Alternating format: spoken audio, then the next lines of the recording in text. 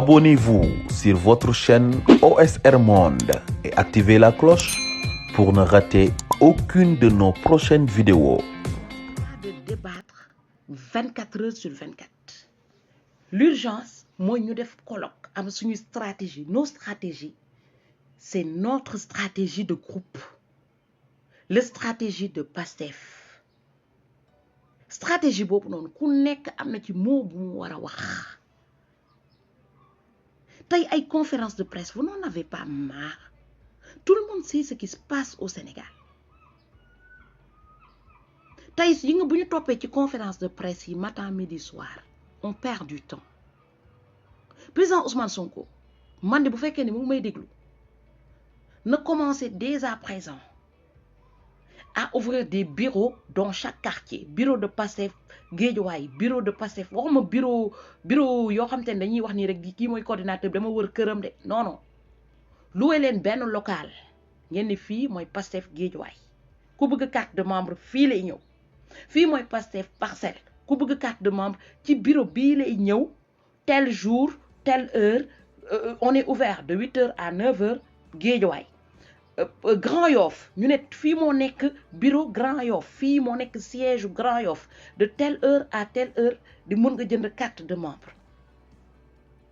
ñun ñi nekk ci panel yi ak ñun ñi nekk ci Facebook yi ñu commencé def comme boobu ne ku dëkk Guédiawaye ku dëkk Pikine adresse bi mu ngi nii boo bëggee jënd carte de membre boo demee ñu jox la parce que nañu xalaat nit ñoo xamante ne tey 1000 francs la ñu am te même bu ñu amoon 2000 francs. Vous ne trouvez pas que c'est cher d'aller chercher loin quelque chose qui pouvait être à tes pieds nga jënd carte de membre tey am na ñoo xam te amuñu connexion mais am nañu 1000 francs bu ñu jëndee carte de membre Pastef parce que bu ñu ko jëndee connexion duñu mën a jënd carte de membre Pastef bi ñooñu tey dañ leen di faciliter ne leen di seen koñ fii boo fa demee di nga am carte de membre ngeen accélérer cadence bi maam dafa bëgg luy accélérer man dama bëgg luy def nii bum bum bum bum bum ba Macky Sall def crise cardiaque bëgguma niveau bi bas je veux pas un niveau trop bas boo xamante ne tey duñu ko mën a relever man je veux un niveau haut boo xamante ne bu ñu toogee ci plateau yi bu ñu yegsee rek ñu xam ne waa Pastef yegsi ne xam nga Me El Hadji Diouf il raconte des charabia mais c'est un avocat. Ces charabia collent à des textes d'avocats juristes. Il ne parle pas pour ne pas parler, que pour parler. Non, il parle en fonction de ce qu'il a appris. Xalaat leen ne avocat mun na défendre sàcc ba génnee ko ci. Avocat mun na défendre violeur ba génnee ko fi. Avocat mun na défendre fenkat ba génnee ko ci. Avocat mun na défendre ni ñu koy waxatee le plus grand criminel ba génnee ko ci. Il est dans son rôle te li muy def boo leen ko yóbboo ci table man damay jox sama exemple vous m'amenez moi sur la même table que maître El Hadji Diouf man maam maître El Hadji Diouf na ma daanal en communication de droit parce que jànguma droit mais boo leen ko yóbboo sur la même table ak koo xam te ne dafa nekk Pastef nekk juriste nekk jàng droit xam fi yoon nekk pour mu défendre président Ousmane Sonko fu mu waxee dafa mel ni ne kooku bu waxee da koy daanal parce que kooku dina génne ay textes yoo xam te ne maître El Hadji Diouf du ci mën a teg daara meetar lu dul noppi bu ñu ko gisee mu toog ci plateau yi di ñami-ñami parce que ci plateau yi muy toog di ñami-ñami amul kenn ku ko mën a remettre à sa place parce que ña fa nekk jànguñu droit yéen fàtte ngeen ne télévision yi ñoom Pape Cheikh Diallo ñoo koy animé fàtte ngeen ne télévision yi ñoom booba le violeur ñoo fa nekk fàtte ngeen ne nit yi amuñu benn niveau dañuy dem ubbi télévision Sénégal léegi ça plus ça fekk tey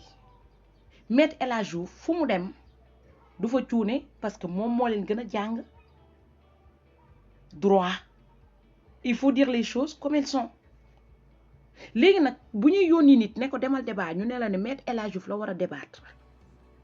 nañ ko yóbbul avocat bu mel ni moom mu toog débat bu leen di yóbbu kenn koo xam te ne dafa war a wax ak Yakham Mbaye ngeen yónni koo xamante ne dafa jàng comme Yakham Mbaye la Yakham Mbaye jàng ñu toog ca table ba comme ça communication bi day coller parce que kële dina ko mën a remettre à sa place. C'est pas parce que tu es coordinateur que tu dois aller débattre avec Maître El Hadji Diouf non boo nekkee coordinateur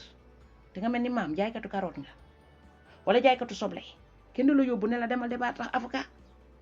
parce que avocat mooy défendre jaaykatu soble du jaaykatu soble mooy dem défendre avocat. Il y a des choses yoo xamante ne tey il faut que on apprend à connaître le cible pour le maîtriser. mooy table bi bu ñu toogatee table ñu ne la ne TFM dafa war a inviter kenn ku bokk ci Pastef thème bi lii la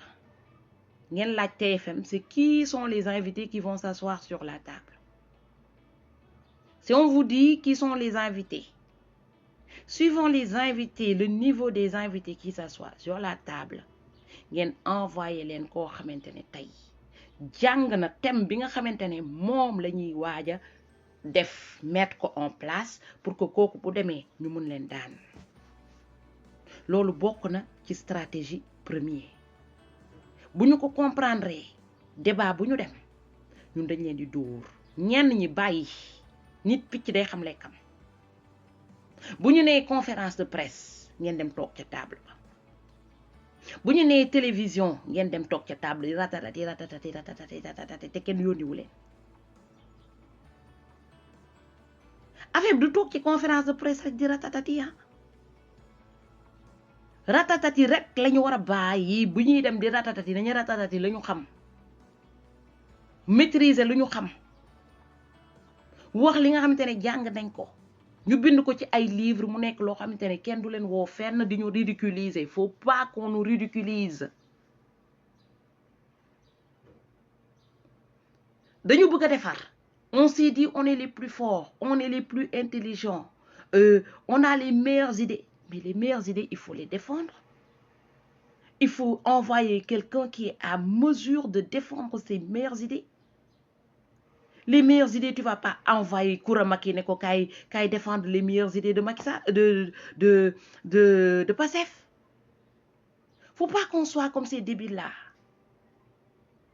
Non, il faut qu'on aille plus loin. Il faut qu'on leur montre fan lañ leen mënee fu ñu dem daan man dama bëgg fu ñu dem toog ak ñoom daan leen. dóor leen ba ñu xam ne ñun ñoo leen mën te mënuñu laal fenn tey fii ñuy dem nii dañ leen war a daan ba ñuy xalangu c'est-à-dire le président Ousmane Sonko tey bépp patriote boo xamante ne tey dafa nekk avocat dafa nekk juriste ñoom ñëpp dañu war a ñëw mobiliser wu porter wu volontaire tey fu Macky Sall di ñëw taxaweek avec sa fausse violée avec 10 avocats ñun on doit avoir 30 avocats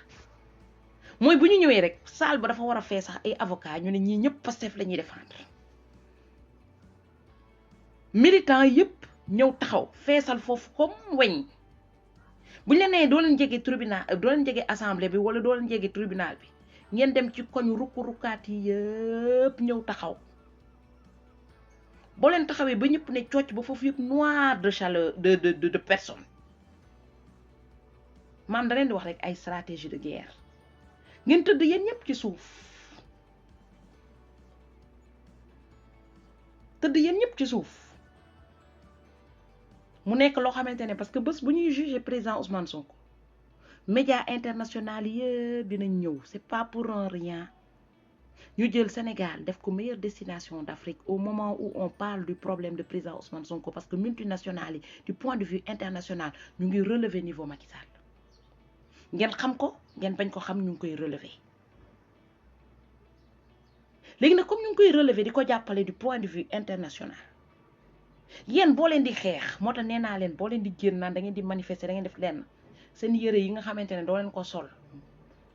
ndax dafa xotteeku wala affaire yooyu noonu wala dafa ñaaw yooyu ngeen di dem yóbbu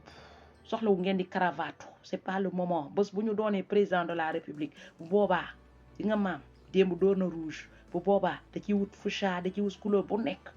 sañse ba jekk ànd ndox maas bi war ne ñun ñoo moomee mais tey tollooguñu fu ñuy nekkee di wane ne ñoo moome tey ci moment wu xare la ngeen war a xool ci Niass Moustapha Niass ba mu tolloo ci xare soluloon costume de dafa soloon tenue de combat pour dem xare loolu mu nekk problème boo xamante ne ñun bu ñu ko tegulee suñu xel ba ne ñun dañu war a guerre ci période de guerre la ñu toll nekk ñu ci période de rigoler c'est pas le moment de rigoler parce qu'on ne boxe pas sur le même ring que Kouramaki on ne boxe pas sur le même ring que Modou Macky kon tey waruñu yóbbu ay discussion à borne fontaine sur les plateaux non même sur les lives tey dañu war a def ay discours yoo xamante ne tey dafa war a soutenu ba nga xamante ne ñoom fu ñu toog ak ñoom danga xam ne ñoo leen mën mu nekk ci lépp ay Macky Sall bon na Macky Sall loolu dañ ko war a dépasser les ressources on doit le dépasser tey xam nga fan moo war a nekk suñu discours mooy municipal yi man maa mun a xeexal sama noon Macky Sall maa mun a xeexal moom municipal bi nga ñu bëgg a xañ man maay wax ci municipal yi ba mu neex parce que municipal ku ko gagné nga présidentiel tey seen discours yëpp ça devait être sur les municipales municipal mu ne day jàpp présidence Ousmane Sonko liveur yi yëpp nekkoon ne xoolal lu la neex defal mais ñun municipal rek la ñuy wax élection municipale 2019 ba léegi mënoo ko organiser duñu indil cas de viol municipal doo ma nelawal pour que ma perdre sama électorat nga organiser municipal gagné ma man municipal lay wax suñu stratégie de guerre bi yëpp ci municipal la war a dem suñuy doom buñ leen yeewee bëccëgoo municipal bu ñuy reer municipal bu ñuy ndekki municipal lépp municipal mettez-vous dans la tête que le gars municipal yi la leen bëgg a xañ destination de rêve yi jóg leen ngeen tojal nit yi lan moo tax ñu leen destination de rêve yéen ñëpp seen mbokk yi kan moo ci am hôtel personne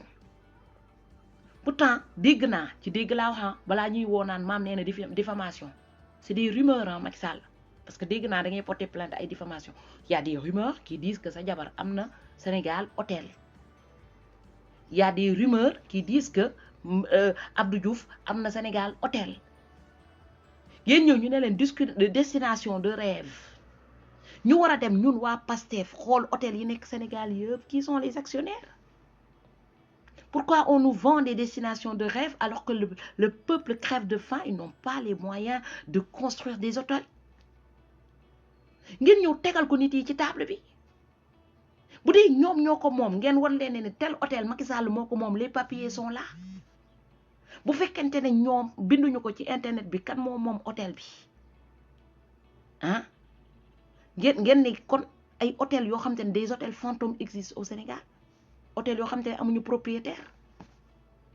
et vous sortez dans les revues de presse bu dee ay français ñoo ko indi ngeen xool est-ce que ces français là sont exonérés d'impôts est-ce qu'ils payent des impôts est-ce qu'ils payent des charges sociales ngeen teg lépp chaque jour ngeen di tojal nit yi hôtel bii diw moo ko moom day fay impôt fayul impôt hôtel bii Macky Sall moo ko moom ngeen tegal lépp bilan bi tegal ko population bi c'est au peuple de juger nga booy xeex sa noonu bu mel ni Macky Sall dans ce monde moderne là de la même manière que maam dem xooli ji Orange ba xam ne Orange ça n'appartient pas à Orange France parce que ci biir Orange état Sénégal am na ci presque foog naa 37% la état Sénégal moom li ci des secteur privé c'est-à-dire il y a des employés de Orange qui sont actionnaires dedans il y a des ministres qui sont actionnaires dedans il y a des députés qui sont actionnaires dedans quand tu réunis toutes ces actions-là Orange est minoritaire dégg ngeen tur bi rek la ñu jël pour lëndëmal ñu nelawal ñu mais quand est-ce qu'on va se réveiller pour se dire que ne tey nos voleurs ont changé de destination d'investissement quand est-ce qu'on va se réveiller pour se le dire c'est le moment de se réveiller waxuma ne France mënuñu ko dégager au fait il faut qu'on se mette ça dans la tête parce qu'on parle de mondialisation on peut négocier oui les accords mais on peut pas les dégager parce que ñun ñu ngi fii France di gagner xaalis France ne peut pas nous dégager. Pourquoi on veut dégager la France? On ne peut pas. C'est des accords qu'on doit renégocier. C'est notre commerce traditionnel qu'on doit améliorer. C'est nos artisans, l'artisanat sénégalais qu'on doit améliorer. Pour que nous puissions bokk ci compétition internationale. Parce que dañu am place, c'est une place ci compétition internationale. Loolu mu nekk loo xam te ne dañu war a toog démontrer ko population bi mu taxaw ñu xam fan lañ leen bëgg a jëmale que fu ñu leen bëgg a jëmale c'est pour que ñu améliorer seen condition de vie. Faut pas leur vendre un rêve utopique. Un rêve utopique, c'est-à-dire de vouloir dégager des étrangers. C'est utopique. Te Macky Sall xam na ne c'est utopique. Il faut faire un rêve réaliste, c'est-à-dire renégocier. Le président Ousmane Sonko wax na ko bu baax a baax renégocier les accords pour que le Sénégal puisse en bénéficier. Redresser l'économie locale. Regardez ce qui ne va pas pour lan mooy empêcher suñu commerçants yi développer leur activité. Qu'est-ce qui fait que nos commerçants n'arrivent pas à s'en sortir? Essayez de remédier à ces contraintes pour nous relancer l'économie. Puis, pour relancer une économie, ils peuvent organiser des formations pour les artisans. Xool ñëw xool rek dugg ci marché yi ñi di jaay soble ñi di jaay kaani ñu laaj leen ku ci nekk chiffre d'affaires lan nga am ñaata est-ce que di nga fay sa bopp salaire ça rek mën na tax ba ñu jàng commerce mën leen a accompagner pour que ñu mën a yokk améliorer te loolu pour mu am il faudra des colloques ñu jël ñëpp ñi nga xam te ne dañoo aay ci commerce jàng nañ commerce je parle pas de maman mun ngeen wut ko ay commerce koo xam te ne def na génn ci école de commerce ak ku nekk sur le terrain aussi parce que ku nekk sur le terrain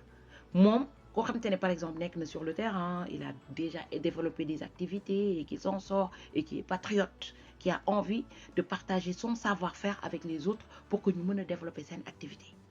ngeen def leen ko ñu accompagner ñi nga xam te ne ñu ngi ci terrain bi nga xam te ne ñu am ay difficultés pour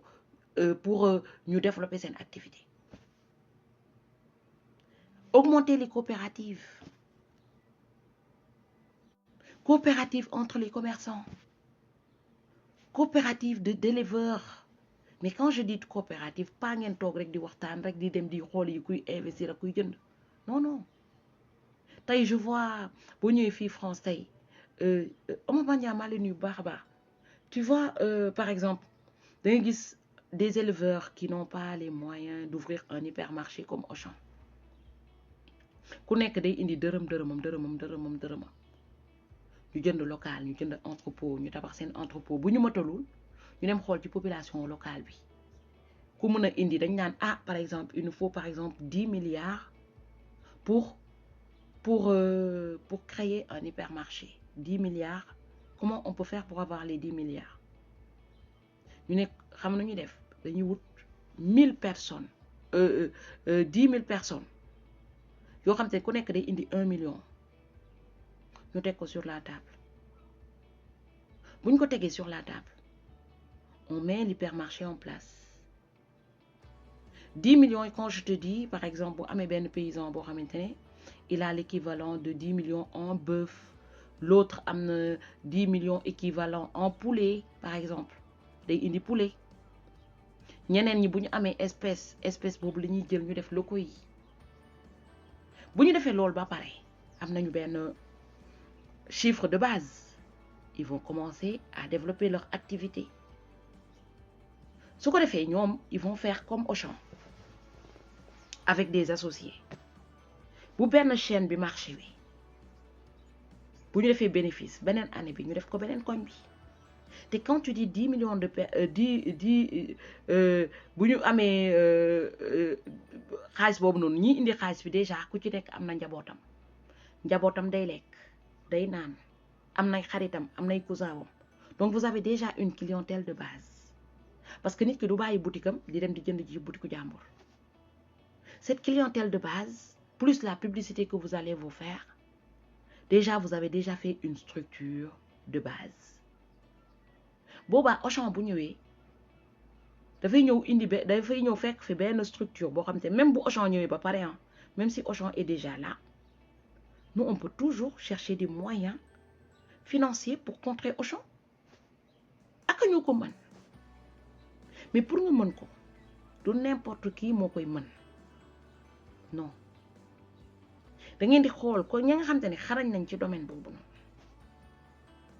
ñu ñëw tabax leen defar leen affaire yi c'est pas ngeen bind rek business plan parce que ñun ñoo fi dàq business plan man j'ai à créer des entreprises fii mosuñu def business plan te pourtant on s'en sort mais ñun dañuy toog def business plan calculer. Tu peux pas faire un business plan sur une activité boo xamante ne tu me diras oui c'est à peu près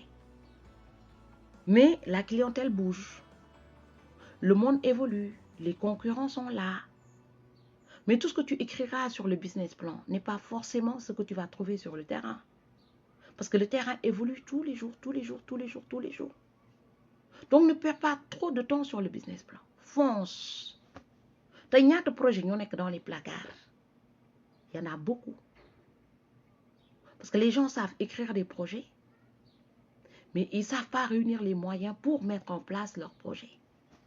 Il y a plusieurs moyens de mettre en place un projet. Parce que quand tu connais le budget qu'il faut, si tu as besoin de 10 000 euros par exemple,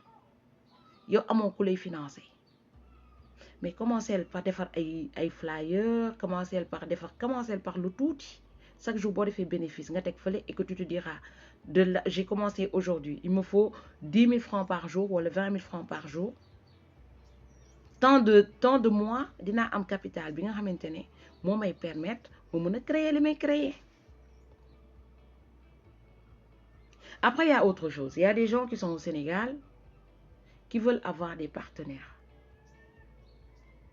Tay Europe ken amul temps.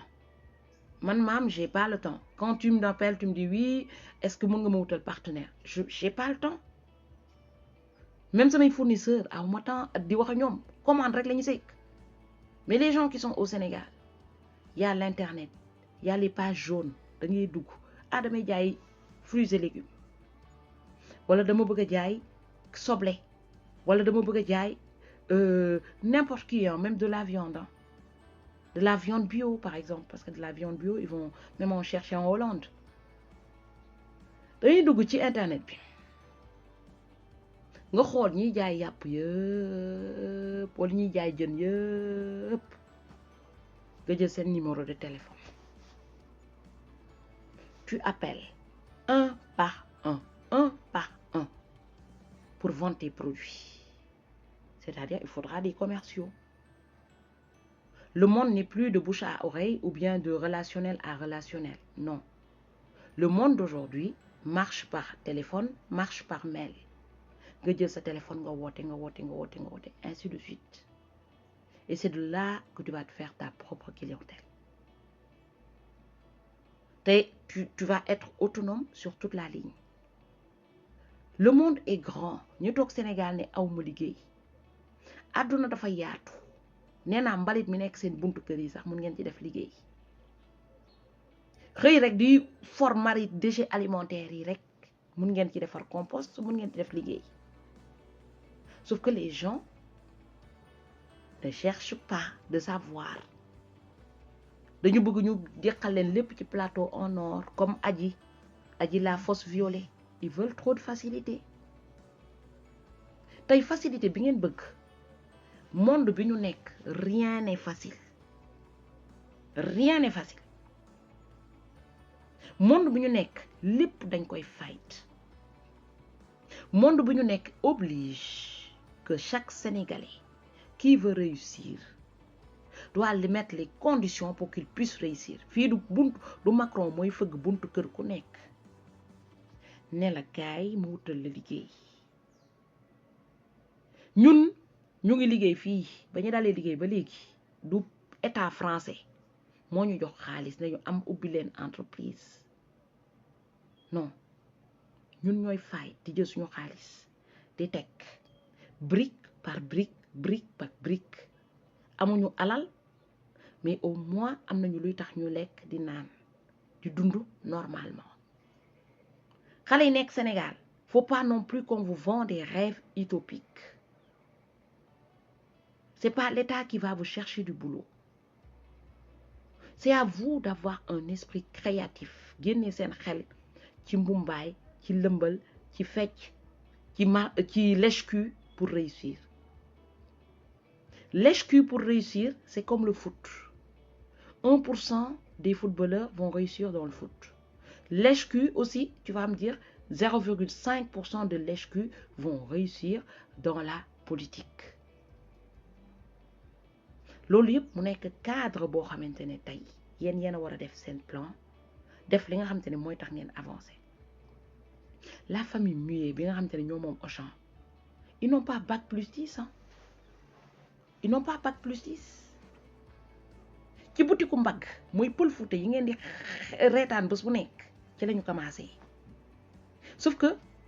pël Fuuta bi nekk ci koñ bi kone maa leen nuyu bu baax a baax pël Fuuta bi nekk ci koñ bi di jaay butiku mbagg moom jàngul école pour ne sama butiku mbagg bi dama koy wutal tur bu ma paree ma ubbi ci deuxième wutal ko tur pour ñu xam ne butiku mbagg yi nekk ci koñ bi yëpp man maa ko moom pël Fuuta bi nekk ci koñ bi xalaatu ko te pourtant pël Fuuta bi nekk ci koñ bi na am ñaar ñett ñeenti boutique mais xelam dajul que ne il faut que boutique bu nekk mu wutal ko tur mu nekk benn pël Fuuta bi nekk ci koñ bi problème bi mu amaat loolu lenn la mënu lire date de péremption li muy jaay maîtriser wul produit bi xamul lan moo nekk ci biir xamul produit bu baax xamul produit bu bon pël Fuuta bi nekk ci koñ bi danaan waa koñ bi dañuy naan meew dama leen dem jëndali meew ñoo jaay leen alors que le monde qui arrive là le monde où on est booy jaay meew bi nga gis Auchan ñëw di jaay meew jël sa client yépp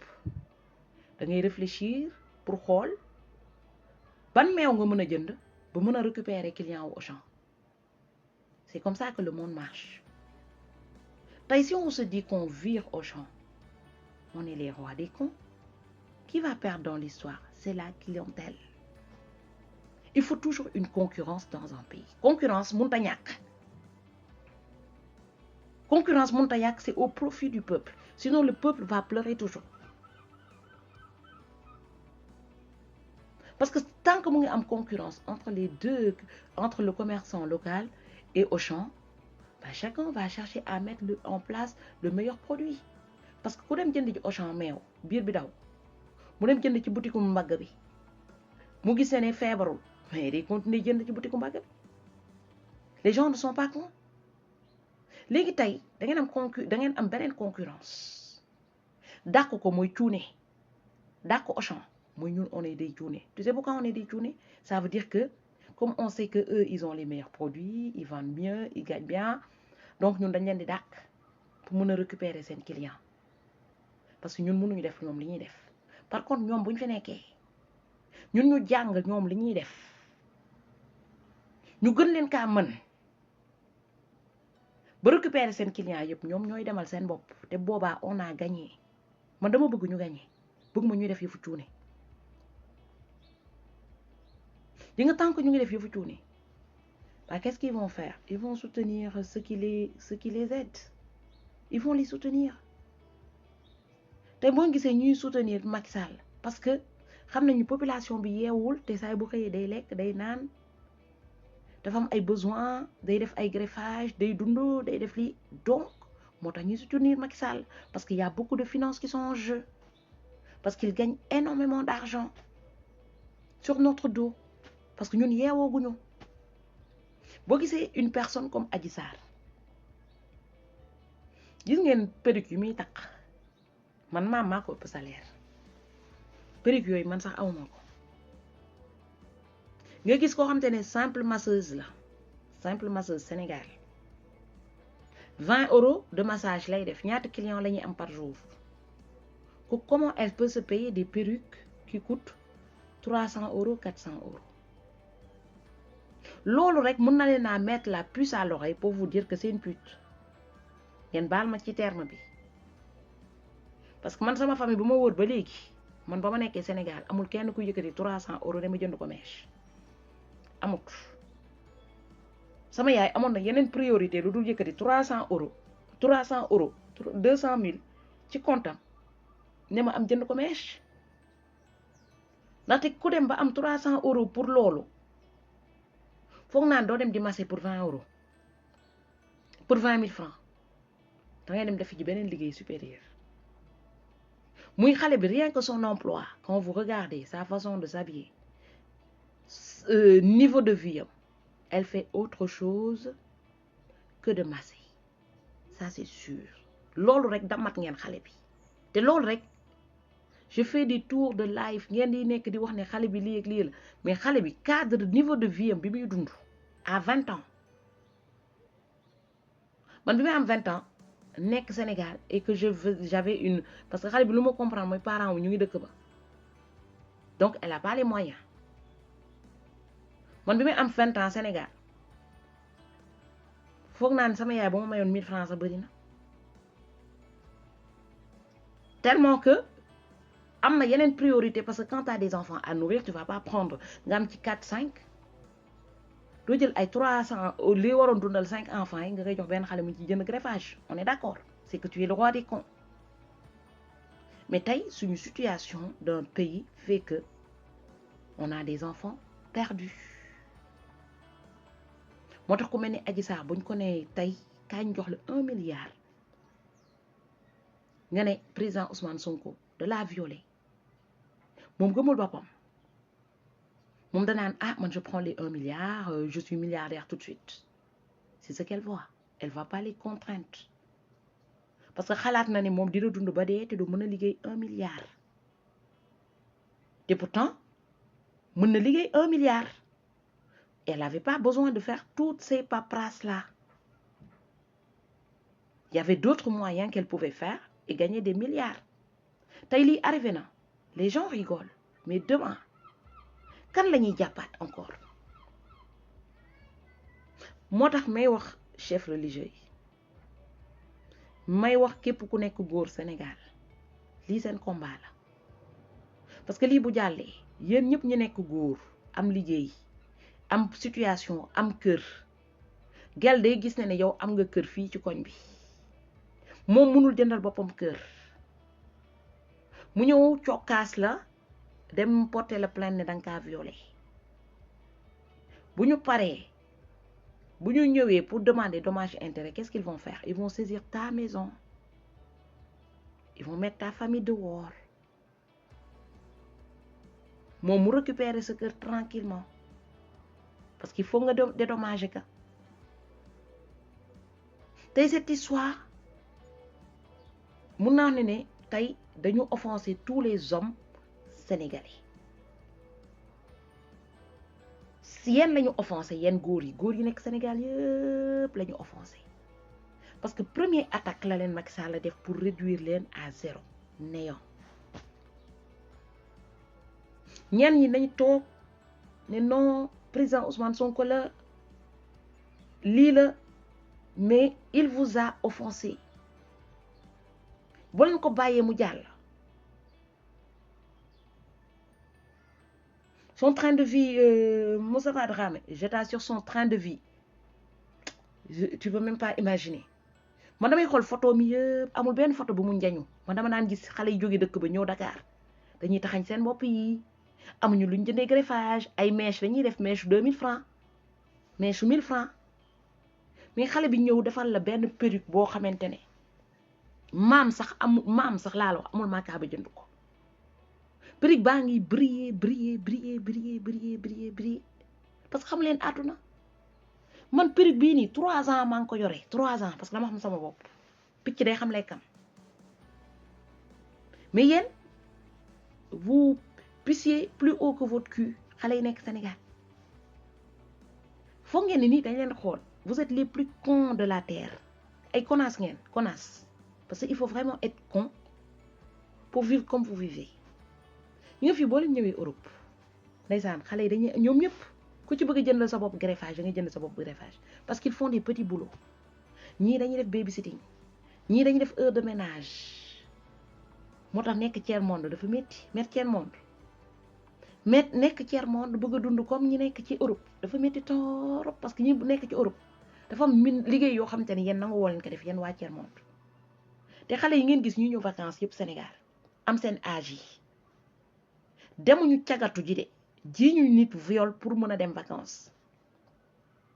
dañuy dem defi ji benn petit boulot ñii dañuy mindaanu pendant des mois dëkk seen yaay seen kër pap pour mën a fay ay vacances. Abonnez-vous sur votre chaîne OSR Monde et activez la cloche pour ne rater aucune de nos prochaines vidéos.